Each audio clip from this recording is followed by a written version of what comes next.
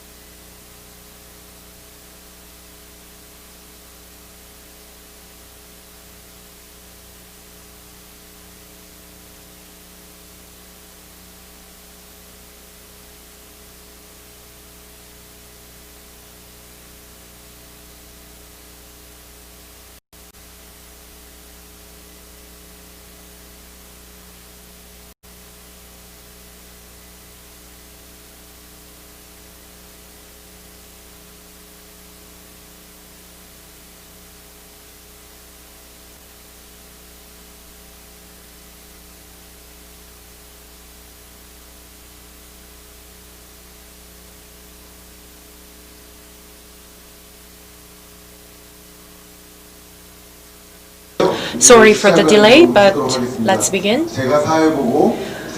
I will be the presenter as well as a moderator. To cheer up for us, let's start with the stretching. Maybe put down your belongings and do some stretching before we start. We have about 30 participants on site, but we have millions of people watching us on YouTube. Let me introduce myself, and when I introduce myself, I would like to ask you to give me a big round of applause. Good morning. My name is Kim Kwang-seok, reading economy. Especially participants on YouTube, welcome all of you, and I could hear you cheering for us for this session, as you are already reading my book as we distribute it on site, and we are released economic outlook each year. And in the book, it also talks about what types of industries will lead our economy in 2021. Probably that chapter will be interesting for you. And as a gift, I also brought the economic outlook of 2020. I hope you enjoy. Let me start the presentation. Let me start by asking questions for you. I have some experience, and anybody experienced in 1930s? Raise your hand. We have about 30,000 participants on YouTube, but I can feel that nobody raised their hands. In 1930s, there's an event called Great Depression. I'm sure you didn't experience, but we're living in 2020, and this may be probably the first economic impact that you had in your life. In 1998, Korea experienced Asian economic crisis, and in 2008 we also went through the global economic crisis. Economic growth is minus 4.3%. That's probably an unprecedented number ever in your life, and I would like to highlight that. Looking back to 2020, we had so many unexpected events, uncertain events, and everything was foggy. The stock market was fluctuating, economy rapidly changes, and the gold price soared and skyrocketed. So first I would like to touch upon the economic phenomena in 2020. I can summarize it as a foggy and uncertain era. So according to Economic Outlook 2021, we can find some answers and solutions, and hopefully my book will help you understand to have a great outlook for the year 2021. First of all, I would like to talk about the economic impact in 2020. To overcome, the current government introduced the Korean version of the New Deal. Companies have team leaders, and usually they are maybe principal managers or directors, but our government created task force for the New Deal, and the team leader is the Minister of Economy and Planning. And what is this government doing now? With this Korean version of New Deal, the government is trying to overcome this economic impact that we had in 2020. The core of the Korean version of New Deal has two big pillars. First is Digital New Deal. Could you repeat after me? Digital New Deal. Thank you. The other one is Green New Deal. So among these two, what I would like to focus is Digital New Deal. Digital New Deal projects include robotics and robot industry, and it's basically to support the digital transformation. And how we can actively support such industries, that's what I'm going to talk about. I have some participants and audience on site, and let me ask you some question. You search information every day, talking about fine dust, COVID-19 situations, all kinds of informations you face. Do you read them through the newspaper or portal site online? Yeah, our life is transferring from analog to digital manner. You see, I have this gentleman in front of me. Did you drive 20 years ago? What did you have in your car 20 years ago? Probably map. Do you have a map in your car? I don't think so. We rely on navigation. So it's a great example of digital transformation if you look at your driving pattern.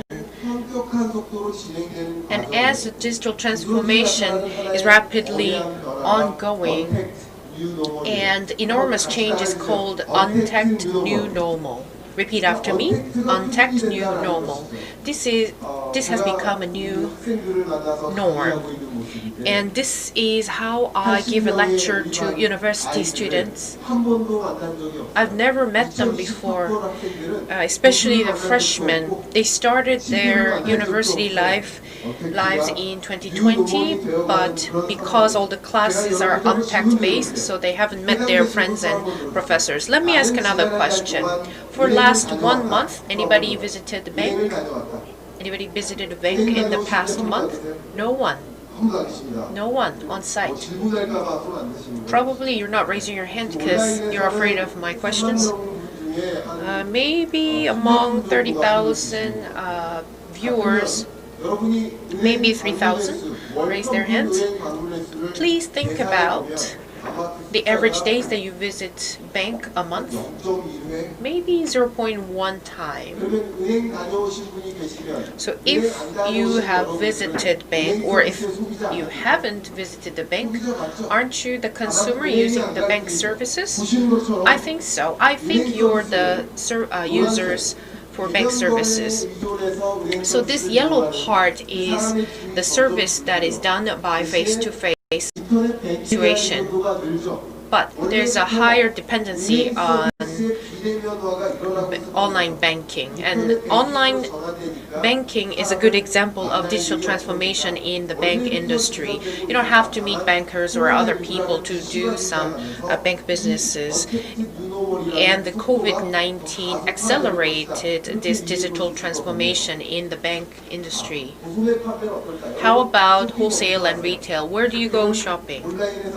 Do you go shopping online? Probably, most of you. So among the total sales of the shopping, the online shopping share is getting larger and larger. You can't really see anyone. Let's say you go shopping and you usually do online shopping and things are getting untapped. It was already there, but like I said, it is the COVID-19 that accelerated the phenomenon. However, globally, the e-commerce industry has been growing steadily. How about Walmart after COVID-19? Think about it. What does Amazon has and Walmart doesn't? Sorry, what does Walmart have and Amazon doesn't? And that's the offline store. As you can see, there's a curbside pickup. It says order online and pick up here. So that means you place your order at home and you come to Walmart just to pick up your stuff. If you need something urgent, you can order it online and you have to go to Walmart to pick it up. So still, it's untapped. So how does Walmart respond to COVID-19? What Amazon cannot do is done by Walmart. So for example, you have a Walmart in your neighborhood and they provide a service, untapped service, by delivering stuff within 2 hours. Now, economic growth of the US is expected -5%, but it is expected to grow 6%. So depending on how we can react and respond, we can change these phenomena in your daily life. And then is really untapped going to be the new norm? So let me take an example of pharmacy. The Amazon has a service called Amazon Pharmacy, and it's called pill pack service. Do you think it's inconvenient? No. The counseling is available 24/7. How about bank? It goes the same to the bank services. As digital transformation is getting accelerated, there's one important technology. It's called the biometric technology. When you go to the airport, what do you need? For example, you go to Jeju Island, you need an ID. without ID, anybody can go Jeju? Raise your hand, please. I don't think so. 아무도 안 계시네. 저 혼자 No one? I'm the only one? 신분증 없이 제주도에 I do not need ID 수 있습니다. to go to Jeju by flight 우리나라 because Korean airports already started digitizing the biological information of passengers onto their system. So for ID, you can think of driver's license, social security card, but you can also register your footprint and fingerprint and iris, and all kinds of biometric information can be captured to identify people. Then the analog type of ID will disappear as the digital type of ID emerge. And this will be widely commercialized in the first half of 2021. The book Economic Outlook 2021 also talks about it. It will be widely commercialized. This is based on blockchain, and you open the app at the bank to identify yourself. And because it's based on a blockchain, it's not possible to modify or falsify the information. And once it is distributed into the industries, this will be applied to kiosks. Let's imagine you're ordering a burger by using kiosk. Then if you ask question to the clerk at the hamburger places, they will ask you to use kiosks. Why? And that's what I wrote in the book Economic Outlook 2020. It's not funny? It's not interesting to you? Now it's getting more and more difficult to actually place order by a clerk. So all these distributions and logistics are moving towards digital transformation, but this one, we still have some offline services, but still you don't have to meet people because of distribution of kiosks. Maybe it's not familiar to you or somehow inconvenient, but first of all, it's important for the kiosk to recognize you. If you use Kakao Taxi web service, app service, you can register your payment information, so you don't have to deal with a payment when you finish your trip. And this is what I would like to emphasize, the advancement of the kiosk. Let me show you a video. Just enjoy the video like you enjoyed the movie. Just click the green button, please. 음향 좀 크게 띄워주세요. Could you please turn up the volume? 음향. Volume, please. 음향 크게 띄워주세요.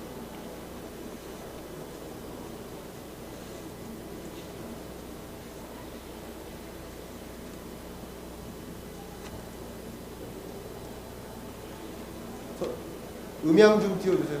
Can I have sound, please? 안 됩니까? It's not 그럼 possible. 멈추겠습니다. Sorry, 꺼주세요. I'll just 어차피 turn it 시간이 off. 없어요. We don't have enough time to waste.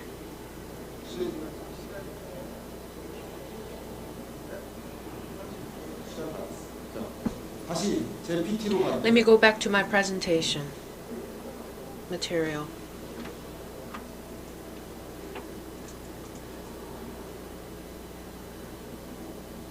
플레이. Please play the video. 재생. 아니요. 재생. 네. 제가 시간이 어차피 없어서 UX를 넘어가도록. Maybe I'll just move on to user experience. 마지막 이 유통 분류 영역에서의 In logistics and distributions, I would like to emphasize one more thing before I finish. Now we are having more and more untagged methods. If you go to a grocery store, they have an untagged section to pay because, and people feel it's a little bit inconvenient because you have to do it by yourself. Why do I have to take out my stuff from the cart? there is now a cart that you don't have to take the stuff out to pay. It's called Amazon Dash Cart, and all you have to do is just beep the card before you go home. Not only the Amazon,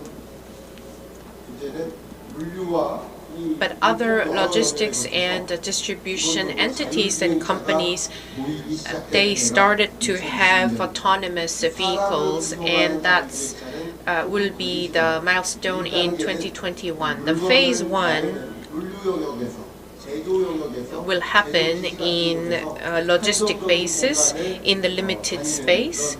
These autonomous vehicle, the AGV, will run around. And in many ways, we will witness various new technologies to help digital transformation.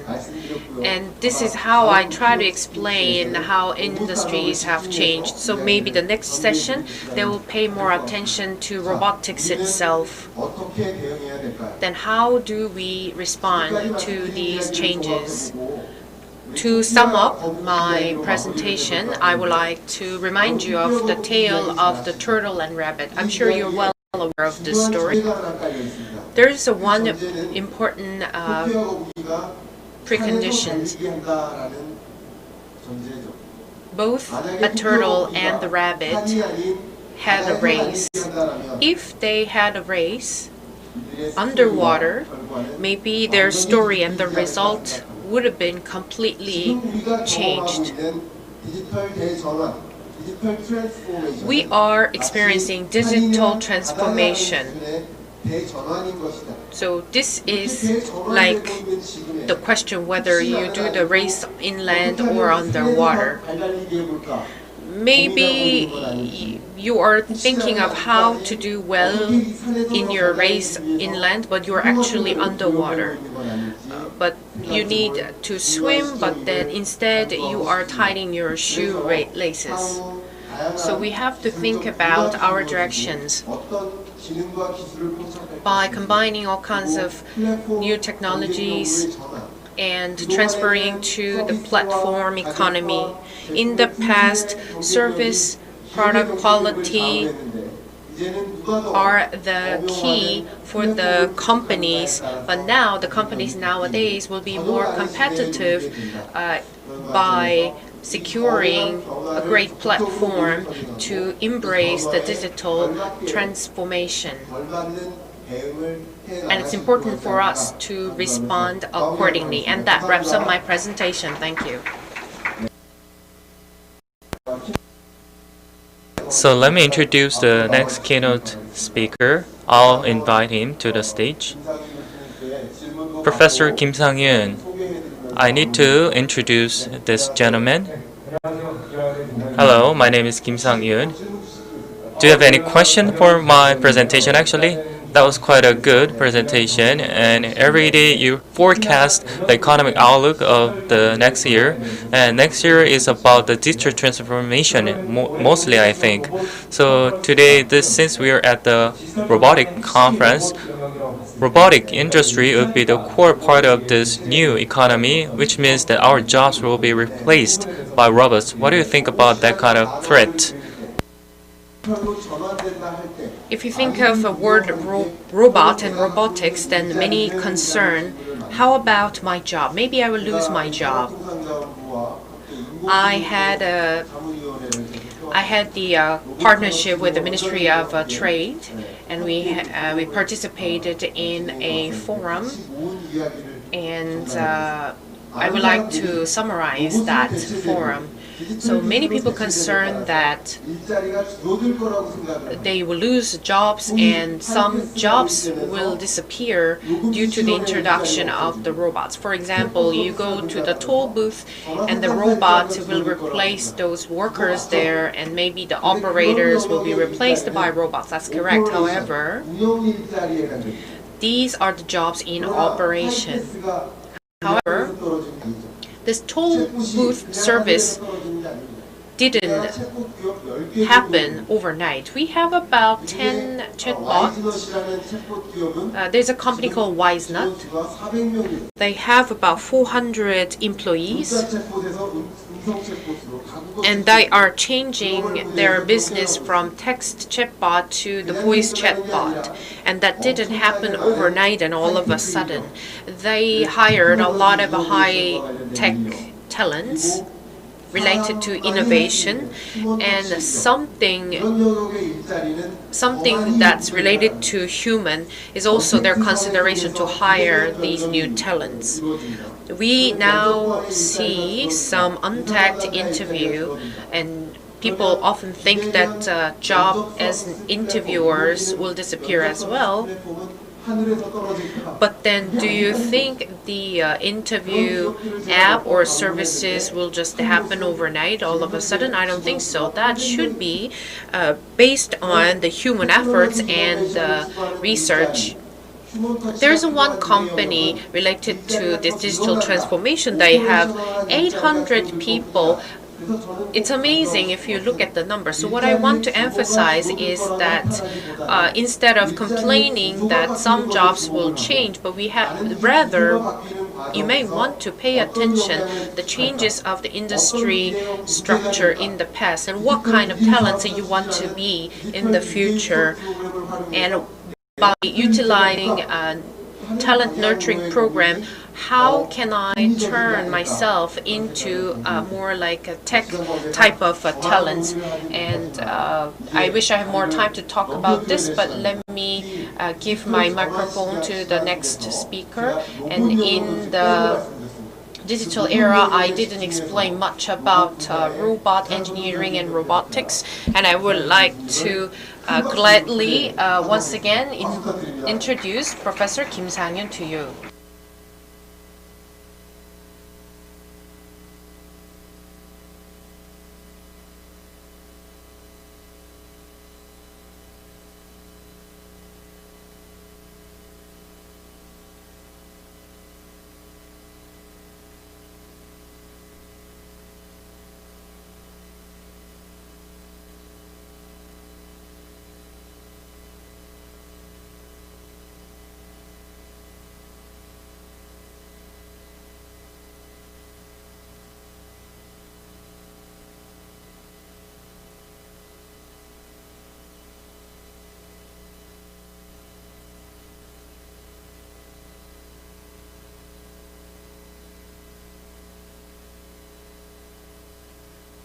Good morning, ladies and gentlemen.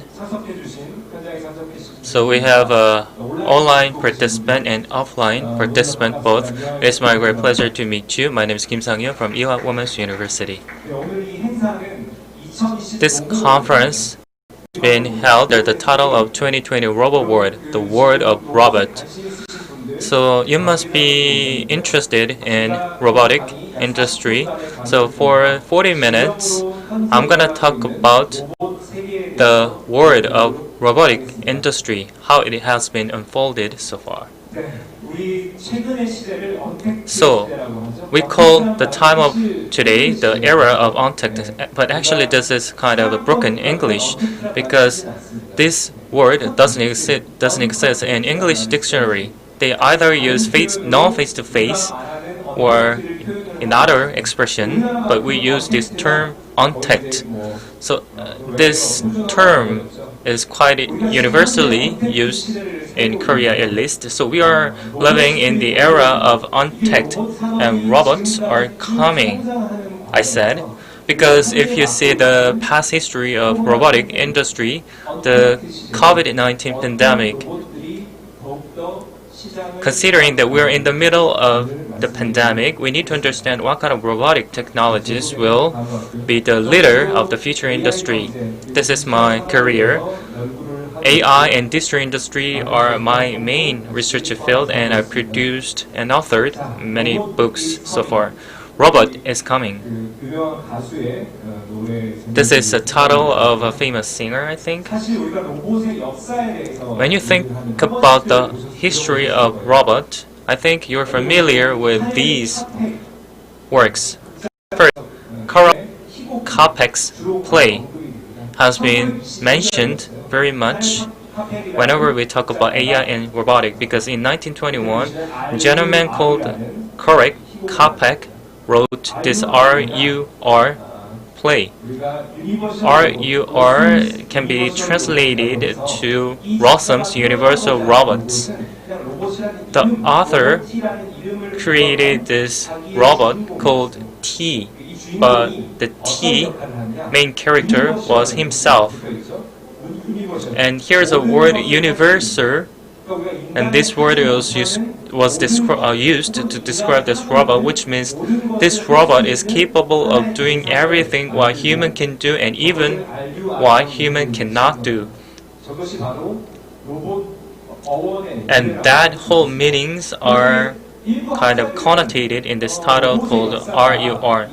But some anthropologists think that the origin of the robot can trace back to even before the born of the Karl Kapek's play.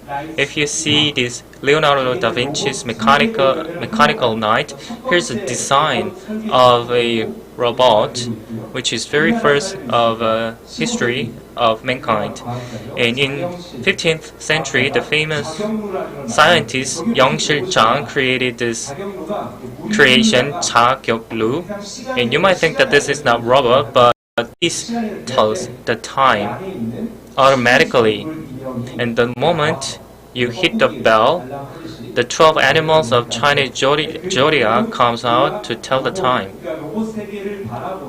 So this is not a robot literally, but the design of it is somewhat similar to the design of the robot.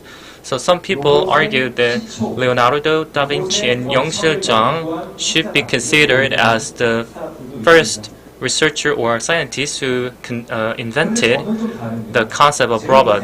But I think differently, because when I look back on my experiences, it was 1980s when I first saw the animation called Robot Tekken V about and this is an animation about robots. And actually back then this character didn't even existed and still do not exist. So when you think about your school days in 1990s or 1980s, robots were something that only exists in your imagination, not in reality. But if you see the film on the right side, Terminator 3, it was filmed by James Cameron, and Arnold Schwarzenegger became a huge star because of this movie. And this third series released in 2003, July, and the subtitle was "The Future is Disappearing." When this movie came out, it was sensational because the main character played by Arnold Schwarzenegger was cyborg. What is cyborg?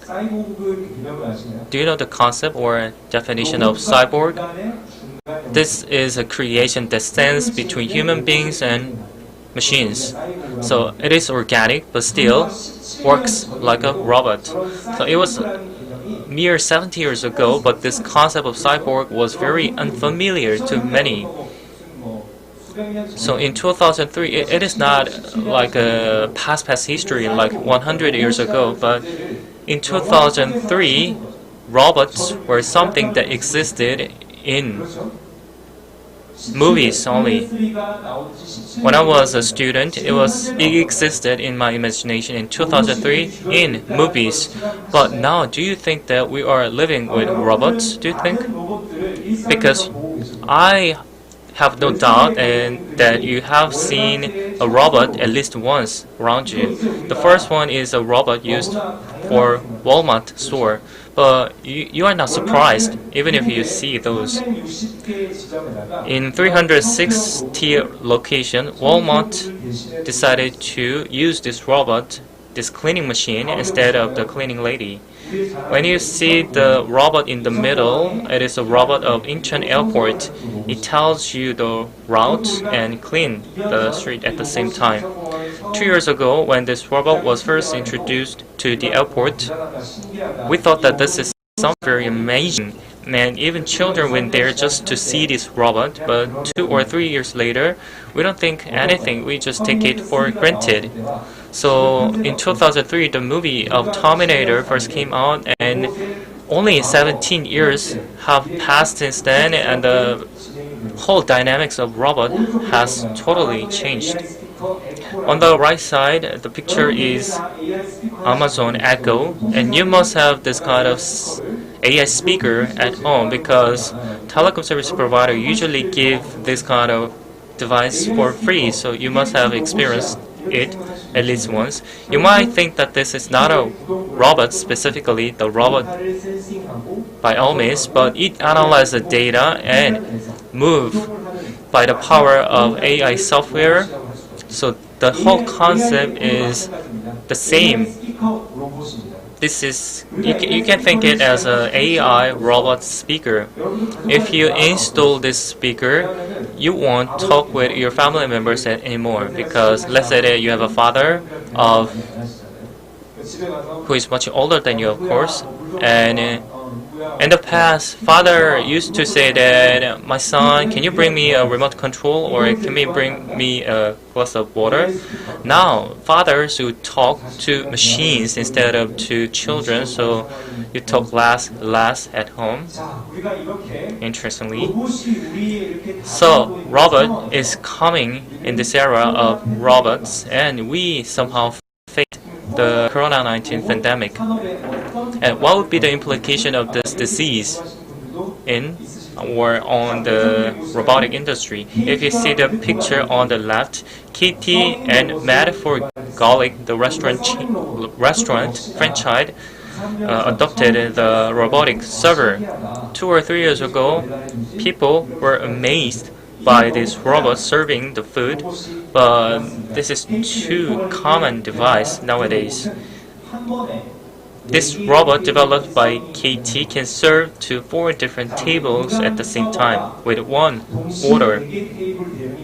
Do you think that one server is capable of bringing food to 4 tables at the same time? Even if you hire some professional servers of good qualification, the maximum would be 2 tables, but this robot can deal with 4 tables at the same time. And if you look closely, there is a temperature control device embedded in it. Let's say that you order medium layer steak, which means that the steak becomes well done steak in the middle if that is the order. So you can control the level of grilling precisely by using this additional thermal device. This is an additional function you can enjoy with the robot. On the right side, this is a delivery robot, and this robot is called the Star. In the UK, Milton region, because of the COVID pandemic, this robot started to be used for at least 100,000 rounds. Experiencing the pandemic, people in the Milton region realized that this is time for us to keep the distance from each other, and they started to use this service more and more. And for the last 8 months, 100,000 rounds of delivery were completed by this robot.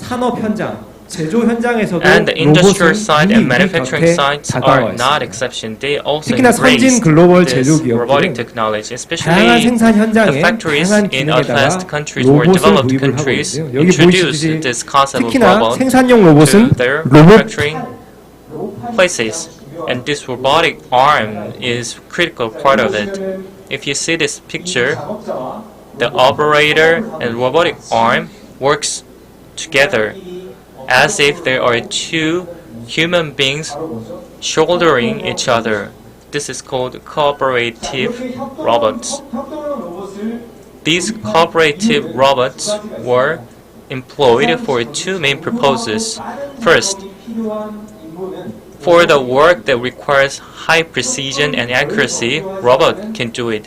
If the work is requires less precision or accuracy but complex, it should be done by human beings. So let's say that you fix something to an object, and if the error should be lower than 1.5 millimeter, it should be done by a robot. But if you move the plate from here to there, or if you need to balance the plates, the operator can do it. So these kind of cooperative robots are being adopted by leading manufacturers around the world. So here's a key point. Facing the COVID pandemic, what were the phenomena we witnessed? The operation of manufacturing factories stopped. Maybe you saw the news once or twice about the cessation of the manufacturing factories.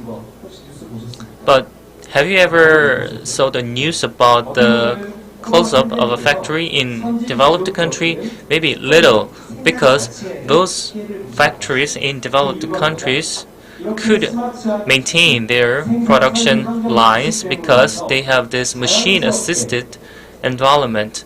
So naturally, social distancing was already a part of their daily life.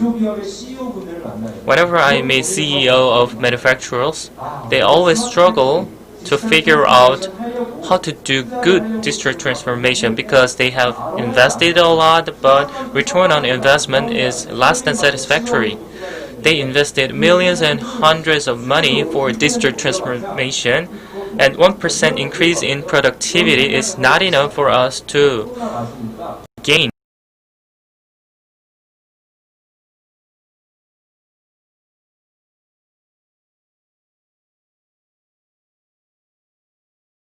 Was something received in the past, but now they realize that this is quite useful. So in this post-COVID time, robots will be introduced widely, faster, before because of other reasons. If you see the picture on the left side, it is the street of Zurich of Switzerland. Do you know the name of this robot? It is called Animal. So this is quite an intuitive name, which is self-evident. Here, the robot has 4 legs, and do you know the role of this robot? Maybe you can presume. The robot patrols around the street to see the traffic environment and the city environment. So this robot collects all the information around the city, and because of the COVID-19, another function was added to this robot. The robot detects radioactive materials or chemically polluted materials, but those pollutions do not affect the information collection of these robots. Even if we develop the vaccine for the COVID-19, another round of virus can attack us, you might think. And this animatics manufacturer expected the same, so that this robot will be used for medical or health as well, like this. What about the picture on the right side? This is the Foodly made by Alti Cooperative. As this name tells, Foodly, the robot has something to do with foods, of course. In this picture, what do you think it is?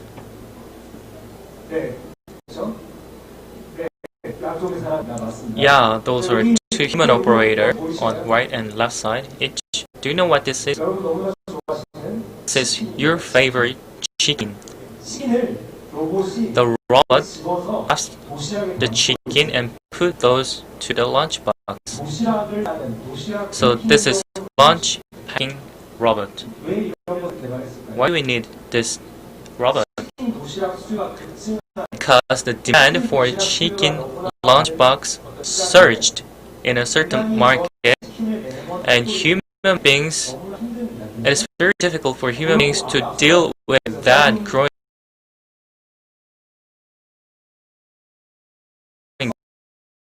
into multiple lunch boxes in a short period of time.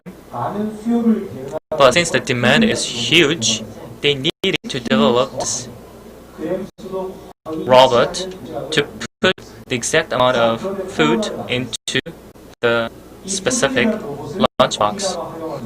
But this robot can be used for other purposes as well. Do you know what is? It can be used to make up the bed or the make up the beds at hospital. For example, when you need to control the agent or spaceman relating to COVID-19, human beings need to wear heavy safety gear to touch or control it. But if it is done with machines, you don't need to wear that kind of heavy protective gear. So the core technology, the core part of this robot is the capability of grasping of something soft and tender. So that grasping algorithm can be used for other purposes. For example, like I said, when you need to pick up the waste contaminated by the COVID-19 virus, you can use this machine. So this tells that over the last 5 decades, robotic technologies have improved continuously. Facing the COVID-19, they found the application of this technology is being expanded and extended. So these robots can be used for other applications easily without much effort. Let me get into a little bit deeper. We're in the middle of vaccine development, and many people are saying that it will be developed later this year or early next year. So this is a hot button topic, but in order to accelerate the development speed, many pharmaceutical companies work day and night to come up with a good solution. And in the case, this experiment support machines can be used. In Liverpool University, this machine was used, and in 24/5 hours, this robot can do the research for 21/5 hours. Amazing, isn't it? I think that kind of research should be recognized by giving a Nobel Prize to this robot, maybe. So, as a researcher, you need to make a judgment, do some assembly, and besides it, you need to do some manual works as well, a huge manual works, and those kind of manual works can be done by this machine. Here's a question. Then this robot can work 21.5 hours. Why not 24 hours? Do you know the answer? Maybe you can have more creative ideas. Why 21.5 hours? What about the remaining 2.5 hours?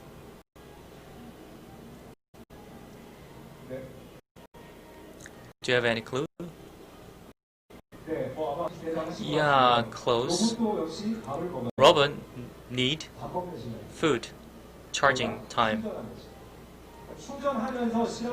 So I think the robot can do the research while being charged, unlike the cell phone. So this robot requires 2.5 hours of charging, and the remaining 2.1.5 hour is working hour. So maybe this robot can file a complaint to the Ministry of Labor if it is human beings. But anyway, these robots are helping researchers as an assistant for them.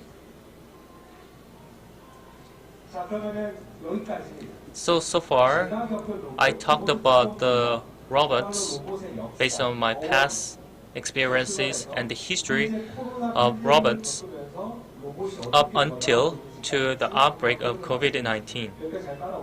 So you so far have digested the contents, right? So what do you want from robots? That is the second chapter of my talk. On the left side, you have one robot, and on the right side, there's another robot. Which robot do you think is more close to the robot of your definition? Right side? Can you raise up your hands? Those who think that the right robot looks like a robot of your definition. Yeah. That's what I thought. I think that this is a robot. Some robot scientists believe that people are more comfortable around robots that looks too much like humans. But they don't like a robot who really look like a human 100%. So as a manufacturer, robot manufacturer, you should create a robot just like a human being, but the appearance of the robot should be less like a human being. And this was proven by survey as well. And recently, these really human-like robots are being manufactured, but I'm not gonna say the application of it. The critical technology of the robot is this handling, grasping technology. So grasping must be precise enough, and many researches have been done to mimic the grasping capability of a human being. So we always do the research with this apple. When the apple is grasped, human beings can feel the stiffness of the peel, but robot is much powerful than human beings because it is made of usually steel or stainless steel or other types of metals. So when a machine grasps an apple, it usually destroys it, squeeze and destroys it. So soft grasping is not easy for robots. That's why we test with an apple always. So the first answer for this question, what human wants from robot, is soft handling.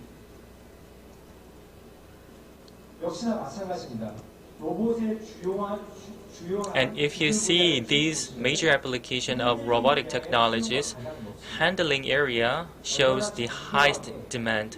So precise, tender grasping is being required, not to mention the dexterous control of the hands.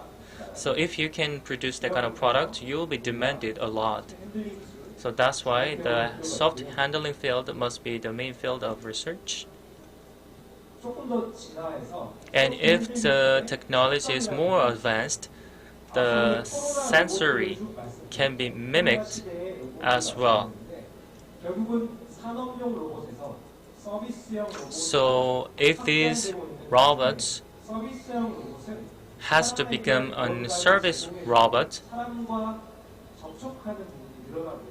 it will touch or work with the human beings more frequently, which means that the tactile sensory must be further developed. This is a machine called albeo hands, and on these hands there are very detailed joint, and the hand is made of silicone. So if you shake hands with this machine, the robot is too much like a human beings, and you don't even tell the difference between human beings and robots. And this albeo hands can grasp an apple, a flower. So those very dexterous grasping and handling is capable. Is possible. I'm not sure whether it's tomato or not. So tomato is more fragile than an apple. The strongman can even destroy the tomato once grasped. But this machine can detect the location of tomato so that the machine make a decision where to grasp, not to squeeze it, with the power of machine learning. And the second stage is grasping stage. Let's say that with your palm, if you grasp this tomato with your palm and grasp over this knob of fruit, it won't be sold, so you shouldn't grasp like that. At the third stage, before the actual handling, you need to turn your hand to the upright position and then give this tomato to human beings. So as a human beings, we can do it effortlessly, but for the robot researchers, each stage of this technology are very difficult and hard to be materialized. So soft handling related technologies are being developed continuously. So what do we need from machine. The second answer is helping robots. Like I said, in this time of pandemic, we're demanding more from robots, and more applications are being researched. And one example is this wearable robot. On the left side, this is an industrial proposed robot, and you can wear it over your shoulder like a bag, and it allows you to lift a load of up to 90 kilometers. And one travel agency developed this robotic arm which helps you to lift heavy carriers. So let's say that you have this robotic arm and you have a 25 kilogram carrier. By wearing this device, you can move this carrier easily from one place to the another, and you can pick this carrier from the conveyor without any effort if helped by this machine. Likewise, let's say that you're very sick, or your muscles are too sick, senile, or you have a broken leg or paralyzed limbs. These robots can help you to do the exercise.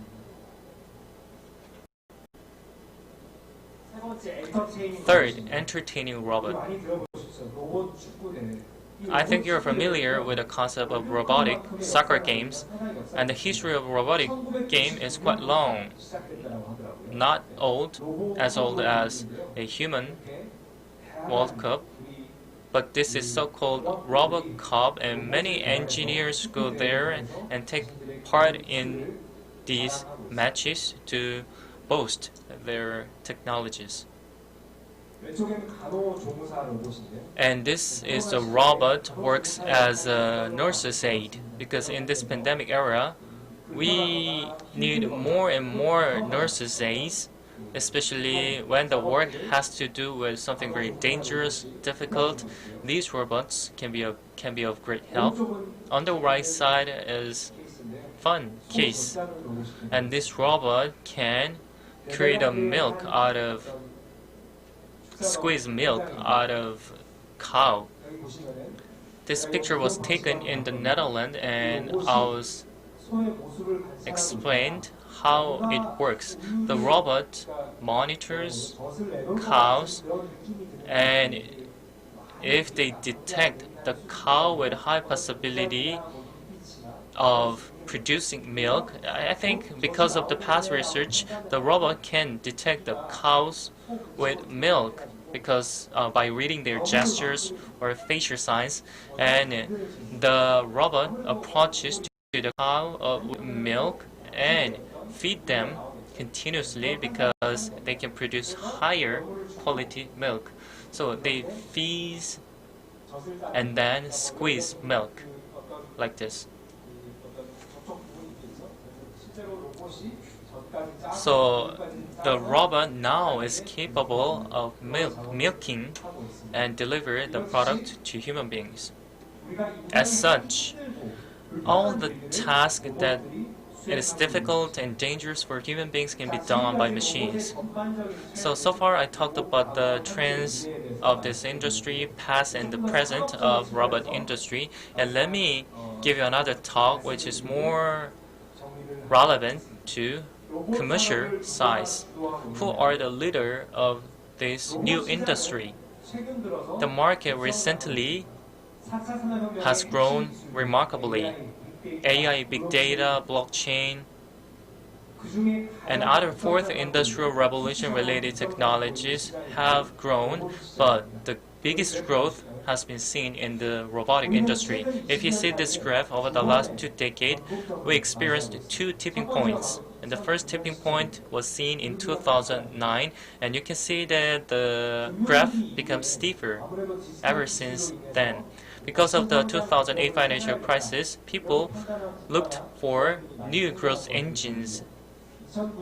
And after 2009, the robotic industry experienced another one tipping point, and the second tipping point was seen in 2016. You can see that the graph becomes even steeper after 2016. And this tipping point was very significant because over the last 5 decades of the history of the robotic, it was mostly about the industrial purpose robots. For example, the robots to produce machines, cars. That is the definition of this industrial robots. But since 2008, the demand for service robot increased and surged from 2016. So now we are seeing the expansion of application of robots. But the key point here is that what about post-COVID era?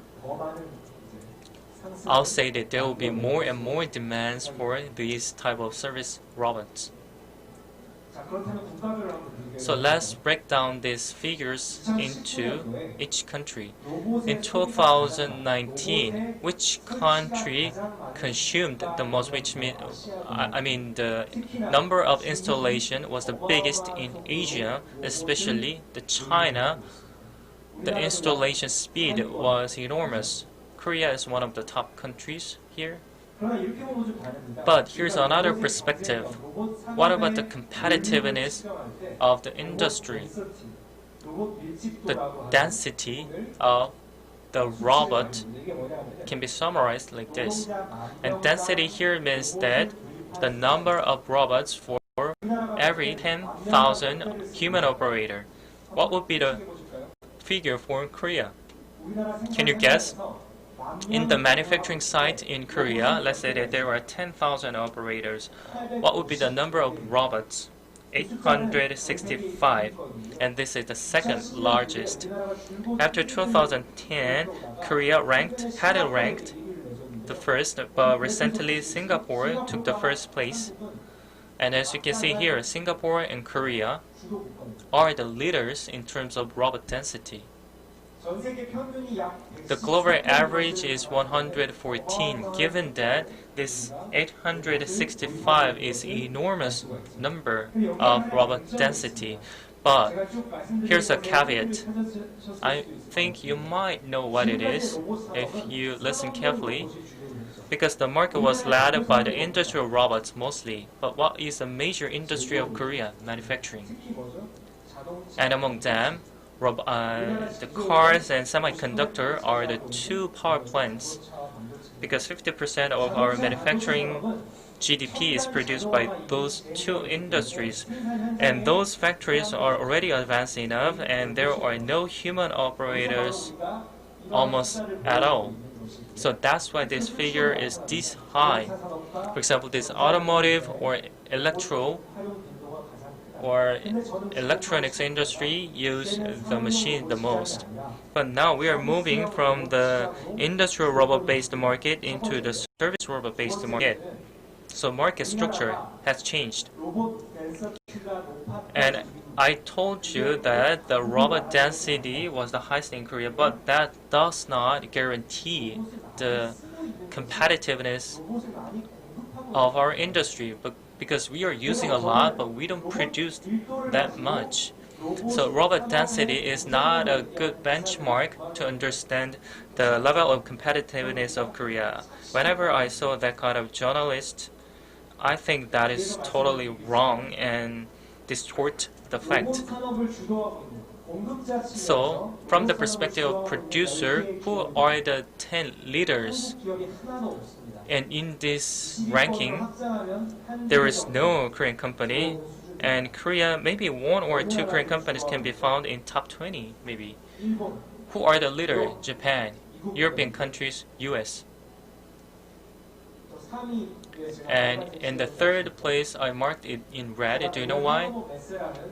I always go to Hanover Mass Industry Exhibition, and 2 years ago, the company called KUKA joined this exhibit as a German company. But now, China acquired this German company.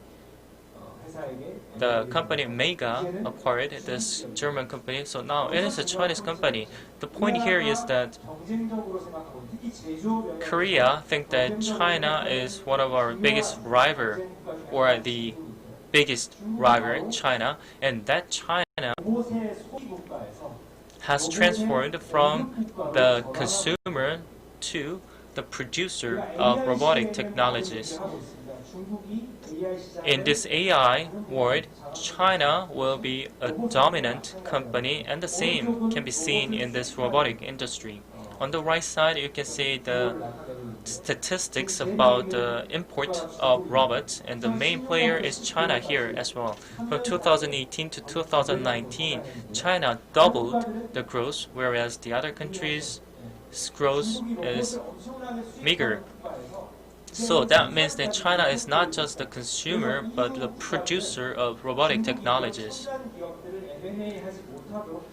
So some people argue that we should create a new law that prevent aggressive M&A of Chinese companies. Whenever I go to Harvard Mass and talk with others, the first question I receive is, "Are you from China?"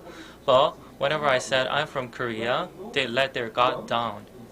So this is often like a talk, but that shows how much fear people feel about Chinese company, because they are now one of the major producers of robotic technologies, and that status has been only consolidated.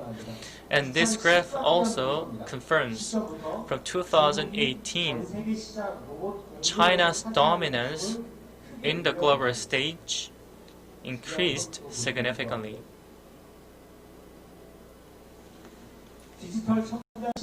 In this digital economy days, another index we need to pay attention to is the number of startups. So I told you about the statistics about major companies, but what about 100 robot startups? This is a picture of that 100 company, and I can see the number of Chinese companies, not just 1 or 4, but 10 Chinese companies are there. Maybe 10 years ago, no Chinese company at all, but now we have more than 10 Chinese startups developing good technologies in many fields of robotic industry. And another closely related area is AI. And China announced a national strategy that the country will develop its nation by the power of AI, and this shows the power of Chinese AI. On the right side, this shows the amount of the investment in the AI field. China is the second largest, and the margin between second and third is so large. Of course, the difference between the first and second is very large, but still it is a huge difference. And in terms of application registration, and China shows very great performance, which means that in the future, China will outperform the US at some point, possibly. But what about the response of the EU? EU is very conservative, as you can expect, so they are moving slowly but very in a sophisticated manner. So the reckless expansion is not their choice. After the COVID pandemic, the EU Commission, as you can see here, launched the AI Robotics versus COVID-19 initiative. And this initiative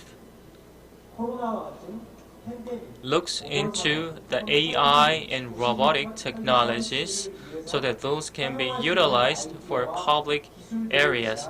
So they collect the ideas and a project in the form of the contest, and any winners will be hugely funded and supported by the EU Commission. And this initiative went out to all the researchers around the world. So they are kind of moving very cautiously, not to make any mistake in the middle. The final chapter of my speech. So you now understand the trend and the past history and the competitiveness structure of this industry. In this time of untact, what do we need to do as Koreans? This is a summary of my proposal. On the left side, like I said, because of the COVID pandemic, digital revolution and digital industry have grown so much. As you listen to, as previously explained, all the technologies related to digital transformation have grown. But this demand will grow continuously like this and after the end of the pandemic, it will decrease slightly but then rebound, which means that in the future, the robotic technologies will use more and more as a service robot. But what I want to show is this picture on the right side. The Digital New Deal plan was announced by the government in DNA, data, network, AI are the three pillars of this new initiative.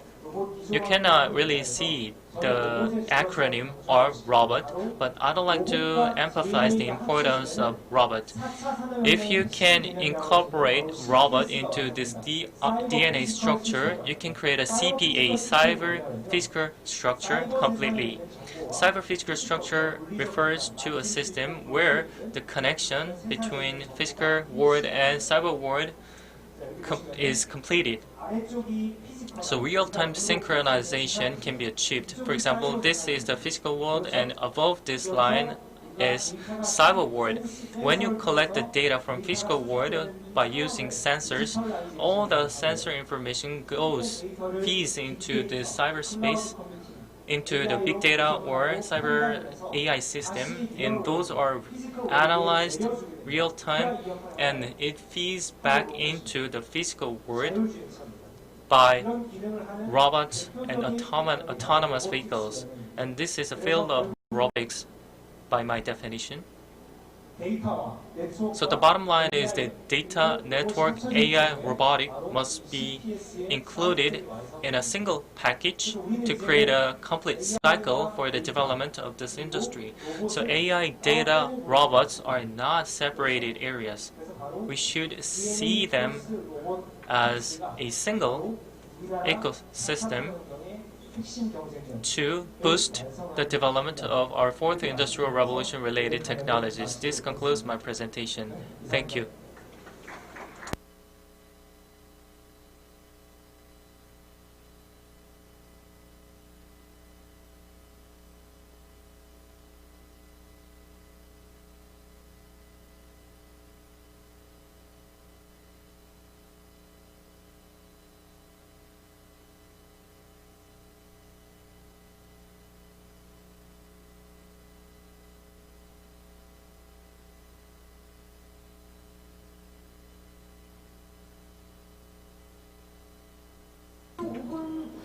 We'll have 5 minute break before the keynote speech.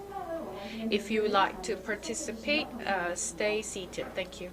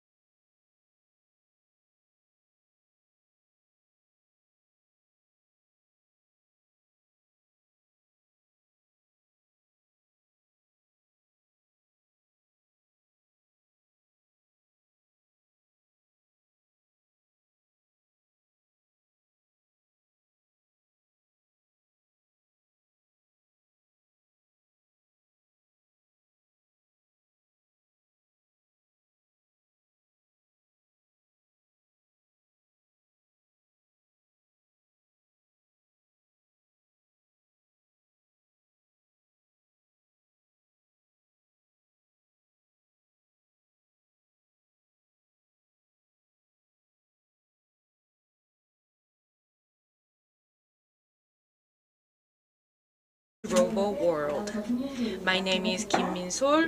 Nice to meet you. I'm the Master of the Ceremony for this session 2.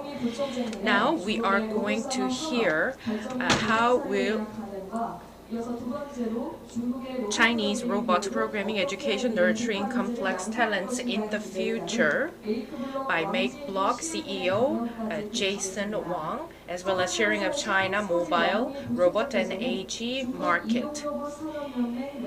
And Wang Hongwei is the honorary chair of the Federation of the AGV industry, and he's also the division head of the robot industry. And Jason Wang, the CEO of MakeBlock, is the young CEO appointed by the Forbes in 2013, top 30 startup leaders in China. And he also has a lot of awards from including Japan's G-Mark and America's IDEA. And he's now the Robot Export and Unicorn CEO.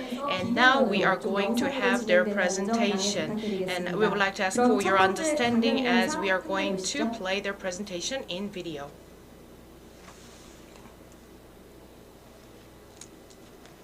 大家好，我是王红玉。很遗憾，因为疫情原因不能到 Good 现场 morning. 参加大 My 会。 name is 今 Wang 天希望 Hongwei. 能通过线上的方式 I 与 wish that I 现 could 场 be 的 with 各 you 位 on 交 site, 交流我本人在机器人领域的一些实践 but I 与 would 思 like 考。 to talk about 我除了 my 在中 insight 国的 and AI the 独角兽 opinions 企业 about 旷 the 视科技主 China 抓机器人 mobile 产品的研发 robot 工 and 作。 the 我本 AGV 人 market 还在 and 中国移动 the 机器人产 practice. 业联盟相继担 Personally, 任 I 主席 am 名 the 誉主席。 division head 中国 of 移动机 the 器人 robot 产业联盟 robot 成立于 industry 2017 and the 年10月，由多家 honorary 智 chair 能移 of 动 the 机器人 Federation 产 of 业的 AGV 优质企业、 industry. 院校单位、 Smart 媒体平台等 robot 联合 mobile 的行业性机构 industry 也是目前 is 行业 the 唯一的 platform organization, and this is the only organization. We have about 300 company members, and major 90% of the major companies are the members, and we have presented 6 standards in the industry. 各位嘉宾。 On behalf of the Federation, it's my honor to present the sharing of the China mobile robot and AGV market and MAGVV practice. As you are well aware, industry robots enhance the efficiency and lower the cost for the labor. China is pushed forward the 2020 robot initiative. AGV robot market always maintained 20% of the growth. A lot of Chinese companies have developed based on the technology. AGV technology and process technologies helped the enhance in the production, and a lot of companies are able to provide the smart services to the clients with the smart technologies, and these services and the products are well implemented in overall manufacturing area. I've been working in this area for 30 years. For the last 10 years, we've seen a lot of investment in this area. Mainly, robots are used for any delivery and logistics. And the major industry includes automobile, the 3C electronics, and cigarette, tobacco, and the financial industries. And this is the most prominent industry in China. In particular, 3C industry has a great scale, which needs some help from the robot, and a lot of workforce needs the help of robots as they go through the challenges. And it's furthermore prominent in the future. In 2019, AGV industry amounted to 6.15 billion Chinese yuan. Due to COVID-19, we have some impact in the industry, while it is not that significant. For the next 20 years, it's expected to have the 20% of the growth. Thanks to the development of the technology, we expect the 5 percent decrease in the price, and within 3 years we expect to have the save of the 10 billion yuan. In 2019, we have some sharing of these products, and BAGC share is 15.6%. In 2018, overall numbers decreased. For the last 3 years, it has the downhill. And then in AGV, we have some good sales in 2018. There's a 15% increase. AGV has sold about 2,700 units, which is the 80% increase. And the AGV for the inspection is 565 units. Compared to 2018, we have a great increase, and we have about 100 units for the parking. For the last couple of years, this market has been diversified, and the new demands and the new methods are essential to enlarge the scope of the market. Because of the different characteristics, we have different demands facing, and some companies have some benefits. At the same time, detailed areas need some detailed management direction. Some startups doesn't have the capability, so they need to focus on the certain areas of the robot industry. The Face Double Plus is one of the unicorn company in China with the leading algorithm. We have a lot of trials in the robot industry. Starting from September 5th to 9th, we have the 2020 China's International Service Trade service in Heizhou, China. And then I'm sure you have participated maybe, and we are major participant and a provider of the models, and we introduced the various gadgets related to temperature. And at the dinner gala, we introduced new models, and a lot of participants were around at the event, but we were able to keep these AGV moving to serve the catering to the participants and clients at the event. However, the next generation robots, it's not only the work that we showed at the conference. We have played more important roles. You can see the picture in the left is the robot that we introduced at the gala dinner at the event, and this robot has equipment of the leading advanced algorithm and to realize the smart recognition of the object. For example, you have a little lipstick on the floor, and that can recognize it. And this robot, compared to other competitors' robot, has the great benefit to avoid any obstacles. So without any adjustment, we are able to have a safe collaborations. And there are a lot of conferences around the SLAM technology, and that concerns various extreme conditions and the stability of the algorithm. On August 22nd, we have a conference in the computer called the CVPR 2020. We are awarded in the SLAM industry. As you can see, we have some robot test video. You can see on the floor we have a safe hammer, and the robot can easily avoid and escape from the situation. If it detects some people, it stopped and move around.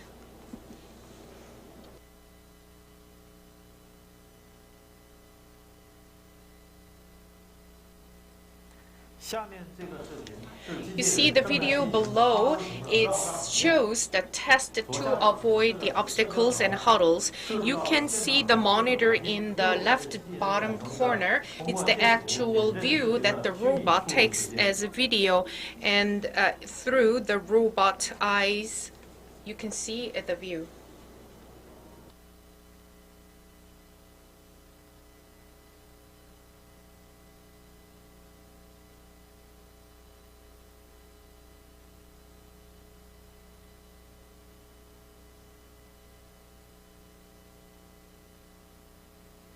基于优异的性能，目前我们这款机器人已经在交付中国业界最大的一个 SLAM AMR 的集群项目。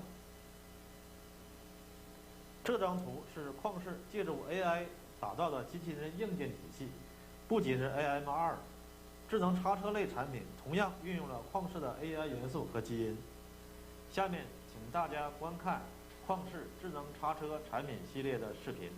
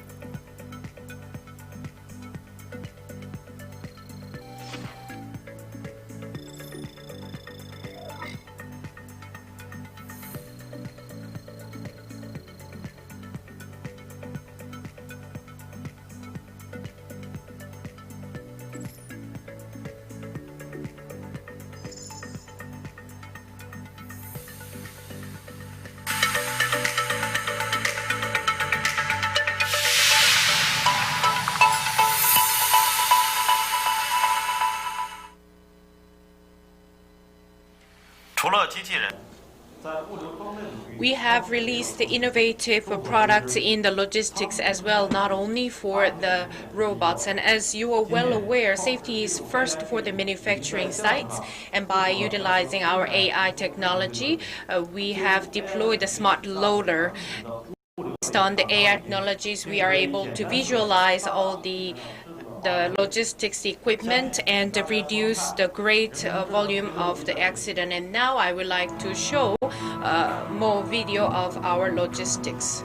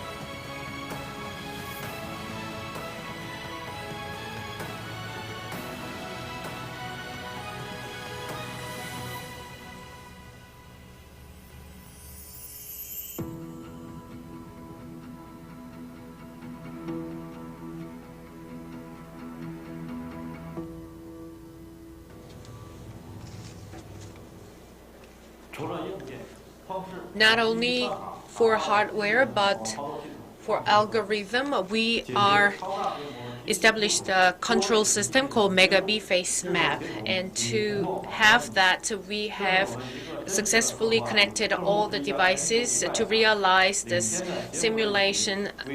And I would like to show you some cases. We have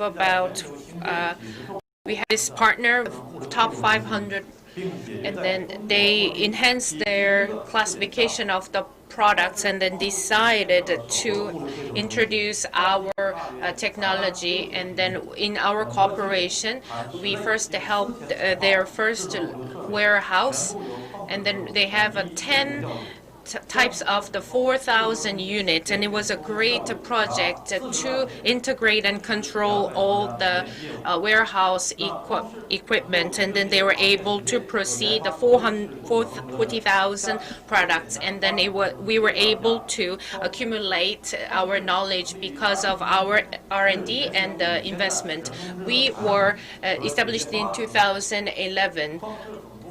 Our headquarters is in Beijing, China. We have offices in Beijing, Shanghai, Qingdao, and we also have the R&D centers there. And we have about 3,000 employees, and our commercialized products are provided to the developing countries and 3,000 customers. And we have the biggest computer vision talents, and based on this excellency in the R&D, we're able to realize the supply chain IoT and the personal IoT, and we have the hierarchical industry leading, and we have the visualization of the hardware products, which is based on our own technology. Alibaba, Tencent, Tsinghua are our partners and competitors. At the same time, we are one of the top 8 Chinese companies. By using the Brain++ frame, we are enhancing 80% increase of the service speed. And that wraps up my presentation. This is our contact information. Please contact if you have any questions. And I would like to invite you our robot lab in our Beijing, and I hope for the best for the conference. Thank you. That was Wang Hongyi, Vice President of Face++, and next is Jason Wang of MakeBlock.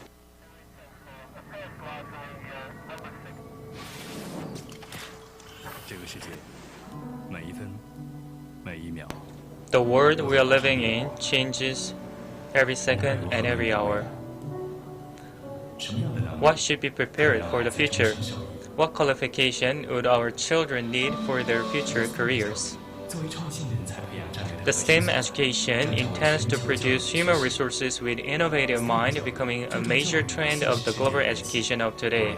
The STEM education focuses on strengthening the connection between physical and cyber world. The education contents of it arises out of issues relating to children and unfolds in the form of projects so that participating children can use the electronic and software tools for their project and solve problems with the power of disciplinary knowledge. As a result, children can obtain new knowledge, enhance their capabilities, and acquire new ways of thinking. MakeBlock is a global STEAM education solution. We provide STEAM education high quality for school education institutions and homeschoolers, as well as cutting-edge robot hardware for entertainment purposes. The variety of STEAM education contents allow preschoolers to strengthen their thinking capabilities and safety and satisfy their needs for programming education, innovation, and creativity. Easy-to-use programming education, programming project which teaches both software and hardware usage, creative and innovation growth in these processes. Perfect education solution, strong online education platform. Our platform helps schools and students to upgrade their STEAM education continuously. In case of homeschooling, I created blog, a programming tool can reduce unequal distribution of education resources and the fragmentation of online education, and as a result, children can get high-quality STEAM education at their home. At the International Max Robot Challenge, children create their own robots, cooperate with others, and learn how to share their knowledge. I really believe that MakeX robotic competition can inspire the next generation of engineers and high-tech professionals. I want to make X since I was 6. 作为一个起源于中国的 Our brand robot Make X 2018 started as a regional project. Now it is a global challenge.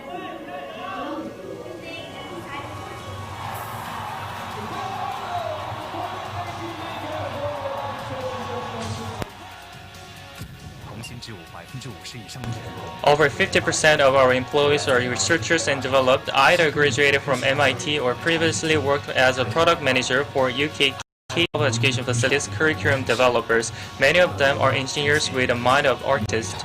We apply cutting-edge technologies to our products so that our children can learn those advanced technologies as soon as possible. Our products have been sold globally to 25,000 schools, and we have over 1,600 distribution partners, and the number of users is over 8 million.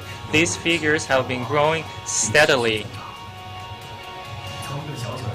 Our STEAM solution is perfect in every detail. People create a physical product, hone their creativity, and get better education through our solutions. Make Blog helps to spread this joy of creation across the globe.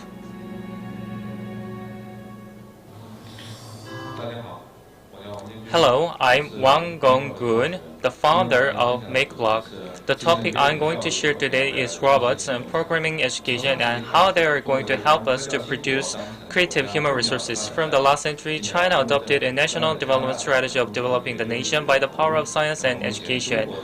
Over the last few years, Chinese government has expanded its investment in AI-related research field. The number of AI papers released from China reached the greatest number in the world, and the number of AI companies is also second largest. Huge population, a variety of industries has allowed China to produce astronomical volume of data and enormous market potential. AI technologies have been advanced rapidly, and China thus also is facing with a lack of highly educated AI professionals and the problem of equal accessibility to the AI education. And from 2016, key national leaders have proposed a myriad of policies to support AI education so that AI and IT programming education can be incorporated into each school's curriculum and essay-related subject. Now, the programming education is one key pillar of China's primary and secondary schools. Globally, programming education is now a trend.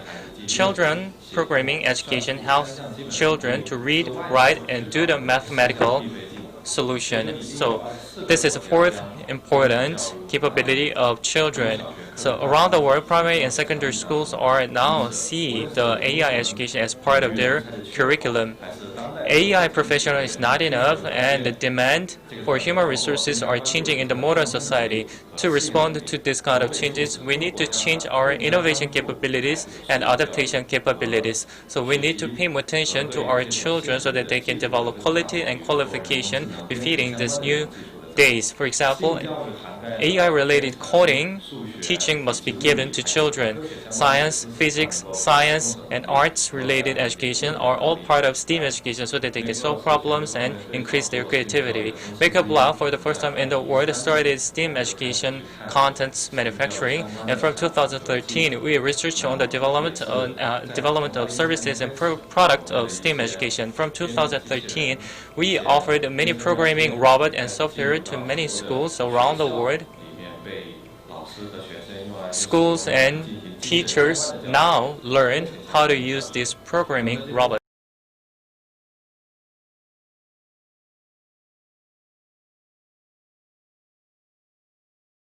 Ideas with us so that we can deepen our understanding on the STEAM education.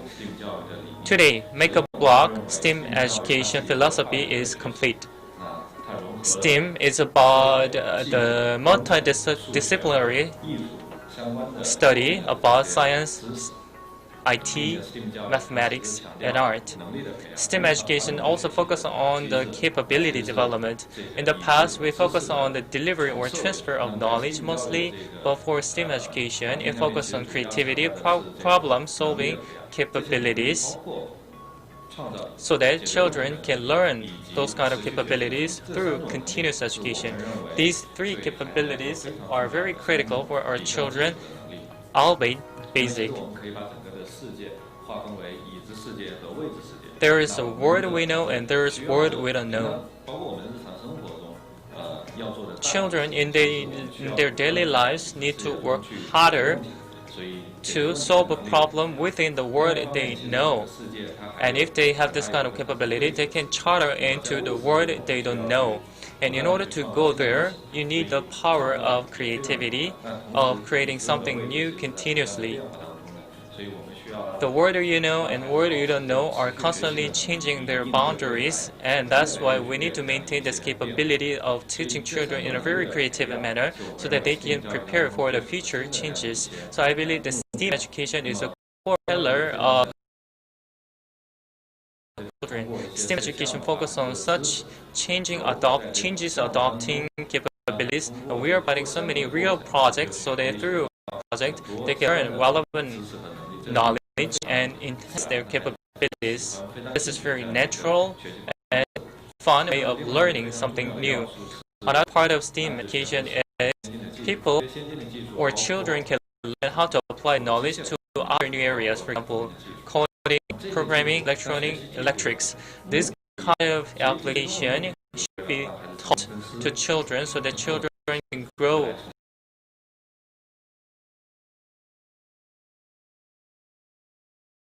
how to deal with engineering topics. So by using such knowledge and by having that kind of multidisciplinary ideas, they can be a pillar of children's education. It will allow our children to go beyond the limitation of creativity so that they can create something very new as early as preschoolers. They can do some very good projects and create something very amazing object, and it motivates them to keep engaging in the STEAM education in a continuous manner. My company incorporates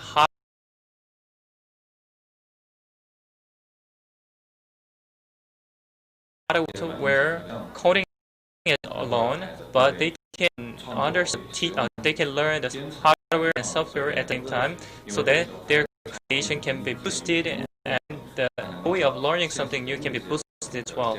Not just coding program you see on the screen, that's also one part of it. At the same time, they can do some hardware-related activities.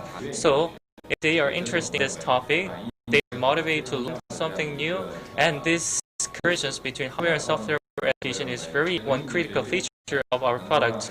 And through hardware-based coding education, they can learn many more, and children can do something more than just hardware.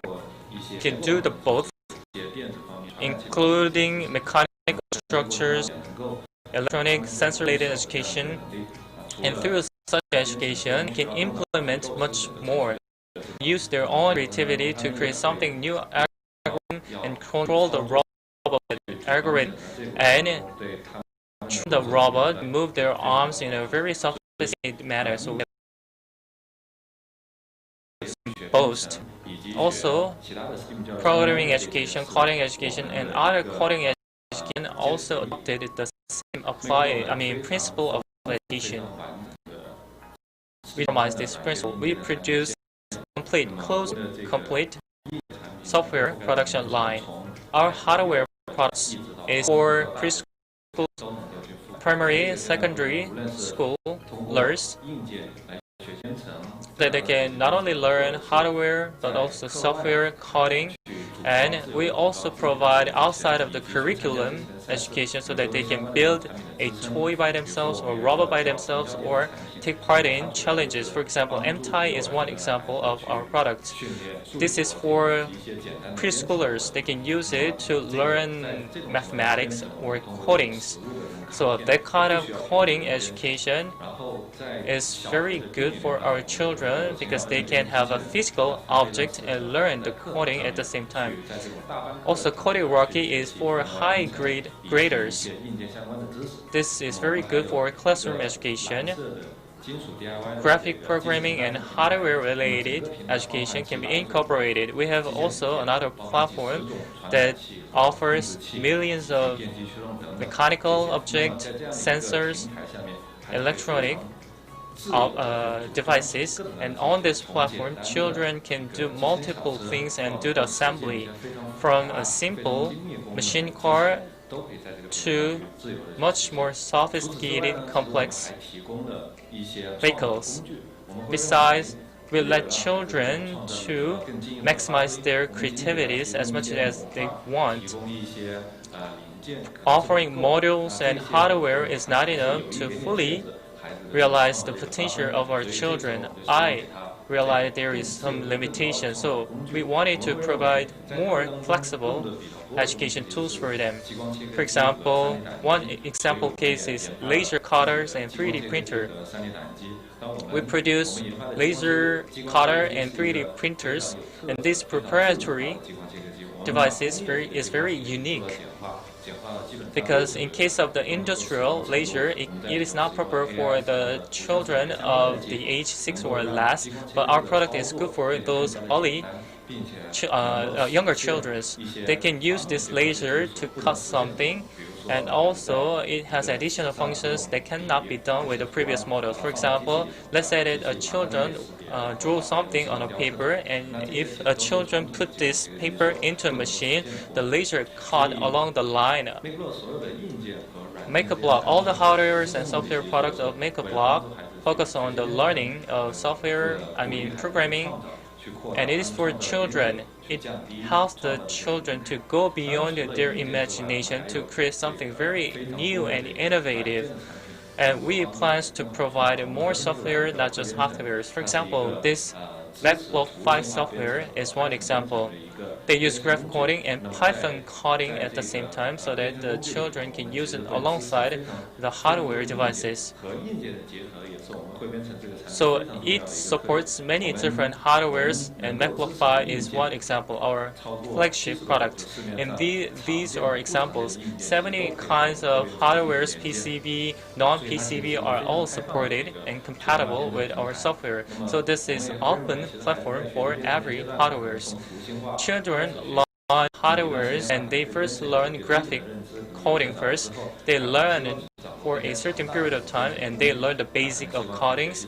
And as a next stage, they need a more powerful machine to learn something more advanced one, or learn the computer language. So Python and other programming languages are supported so that children can learn many different languages at the same time. STEM education is blooming across the globe, so our future effort will raise awareness of the importance of STEM education so that they can know why this is such a valuable education content. I will work harder so that more people can learn more about the STEM education from 2017. That's why we decided to launch MakeX Challenge. At the challenge, we let students and parents and teachers learn what's the definition of STEM education, and their STEM education will help children to produce more academic outcomes. So at the MakeX competition, we are providing the content to the participant, but we will share this content with others remotely and by sharing the screen at malls or other places. So 17. And in the first year, 300 teams participated, and in 2010, the number of participating teams increased up to 3,000. In 2019, this figure jumped up to 10,000. Last year, we had 2 rounds of matches across the globe, either large and small. But this year, due to the COVID-19, we decided to hold online competition instead, drawing much attention from many countries. This September, in case of Korea MakeX team, 100 Korean team participated, and they showed great performance. Actually, in the previous day, we saw many Korean teams who participated in MakeX team in person. MakeBlog is a global company, and 60% of our profit is generated outside of China, including Europe, Southeast Asia, Korea, Japan. And our products, including hardware and software, are used in many other countries. So far, our products have been exported to over 140 countries, and 25,000 or more schools are using our products for their education.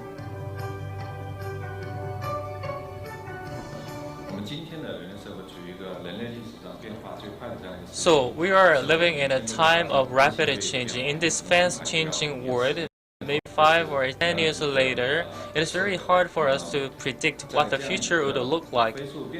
In this uncertain situation, we need to help our children so that they can better respond to the future challenges, and that's why education matters the most. We need to strengthen our education capability and platform and framework so that our children can be prepared for the future.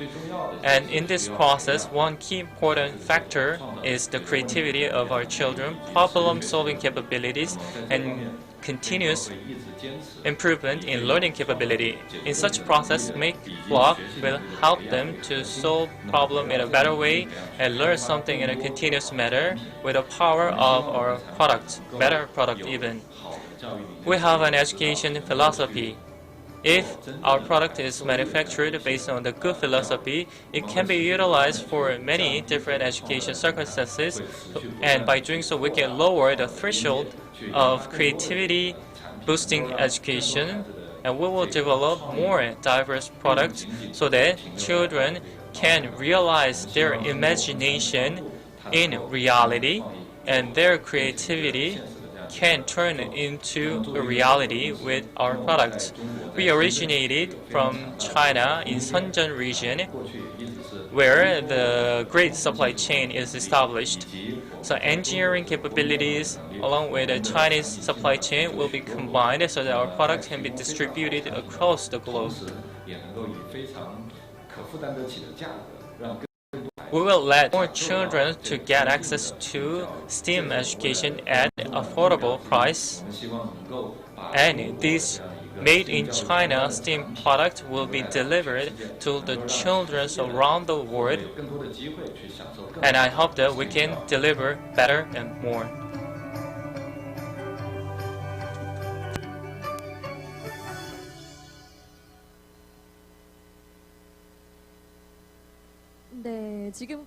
Those were the presentation by Vice President Wang Hongwei and the CEO Jason Wang. And we got to know about the status of the Chinese robot market. And now we would like to have a Q&A session with these two speakers. And we wish we can have these speakers with us, but because we are under untagged setting, we are going to invite back those speakers, and please bear with us. Thank you.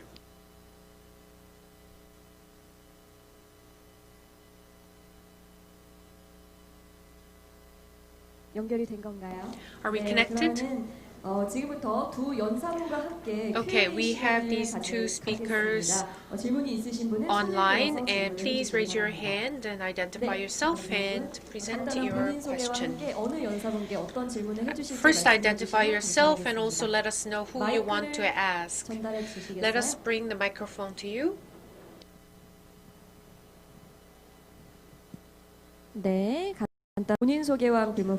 Please identify yourself first. 부산에서 온 My name 이장민입니다. is Jang-min 저는 from 두 번째 Busan, 연사분께 Korea. I would like to 여쭤보고 ask the 싶은데요. second speaker. 메이크업블럭을 So this 지금 현재 makeup 주로 blog 그 초등학생 is 정도 for, 혹은 중학생 정도의 교육 목적으로 primary 이렇게 education 개발한 것 같은데요. scholars. 이걸 앞으로 그 고등학교나 So 대학교에서 maybe 좀 더 you will 전문적인 have a plan 교육용으로 to 개발할 provide more 계획은 product 혹시 for 가지고 secondary school 계신지 students. Do you have that 여쭤보고 kind of plan 싶습니다. for expansion?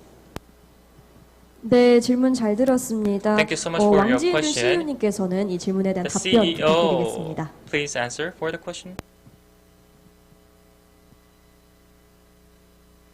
亲爱的您好，那现在可以听到 ，OK。Our product is already have been developed for preschoolers, and they covers some of our product line covers the high school student as well. So we have a multiple product line for not just preschoolers but for secondary school student. We support Python, and we can produce more sophisticated programs that can be used in high school settings and higher education. Of course, it is not perfect, but in case of laser cuttings or 3D printers, these are all examples of our future product lines, and they are used by universities even. 네, 자세한 답변 감사합니다. 화질이 굉장히 좋아서 이렇게 대면으로 하는 것 같네요. 네. 그럼 다른 분 It 질문 feels like we have 받습니다. these 질문 speakers with us 있으시면 because 손을 we have a 들어서 very good 질문을 해주시기 quality 바랍니다. of the system. Anybody else to present your question? 네, 앞에 계신 남성분. Yes, 네, this 마이크 gentleman in front 전달해 of me, 주시고요. please. 네, 역시나 본인 소개와 함께 질문해 Also make sure you 주시면 identify 감사하겠습니다. yourself 네, first. 안녕하세요. 부천에서 온 박철이라고 합니다. My name is Park Chul from 저는 Bucheon, 부총리님께 Korea. 질문을 하나 I 드리고 would like to 싶은데, ask 저희가 좀 전에도 Mr. 강연에서 Wang 많이 Hongwei, 들었는데 뭐 and 대기업 I heard a 로봇이나 lot. We talked about AGV, manufacturing 서비스 robot 로봇 등 service 최근에 and 그 중국의 AGV 로봇 robot, 산업 and 성장이 I can 굉장히 see 급속하게 이루어지고 there is a 있는데 rapid 이런 growth 성장 in 요인이 Chinese 뭔지, robot, and 그리고 what 한국에 있는 drives such 기업들하고 growth in China. 협력하는 방안에 대해서 Any 생각을 measures 검토하고 to 계신지 collaborate with the 이런 부분이 Korean 궁금합니다. company in terms of 네, robot? 좋은 I'm 질문 curious. 감사합니다. Thank you for 왕홍위 your 부총리께서는 question. 이 So 질문에 we 대한 would 답변 like to hear 부탁드리겠습니다. from Vice President Wang Hongwei. 你好，中国机器人 Good morning. 发展，实际上，它的主要 Development of Chinese robot industry is, as you mentioned, rapidly ongoing. In particular, the workforce and the labor market is being replaced by robot. For example, in China, 目前的移动机器人，用移动机器人呢，然后代替了好多这个原来。 from 10 years ago, this AGV market is rapidly developing. Usually in manufacturing site, we used to have more workforce, but right now we have autonomous vehicle for delivering in the warehouses and manufacturing. 都是说代替原来简单这种劳动，然后 Recently, 重复性的劳动。 any simple house chores are replaced by the robot instead of stay-home mothers, and we have more demands as the environment is changing, and that drives the industry grow further. In China currently, companies have AGV businesses. It's about 30,000 companies providing 100 different products. In terms of collaboration with Korean companies, first we need to do some more research, detailed research of Chinese market by Korean companies. In Chinese market, we have some leading companies, and they are focused on the detailed and professional areas of a certain part. So if we are going to do collaboration, it would be more technical and more in detail and more professional manner. So more segmented market parts could be a good idea for Korean companies to think about if they want to do some collaboration with the Chinese companies. And I don't think it's a good idea you just enter into a Chinese market to compete against other Chinese companies, because these Chinese companies are super professional and very detailed, and if you want to get yourself prepared for the collaboration with the Chinese companies, you need to equip yourself more with the expertise. 또 다른 질문 있으시면은 손을 Thank you 들어서 for your 질문해 주시기 answer. 바랍니다. Any other question from the floor?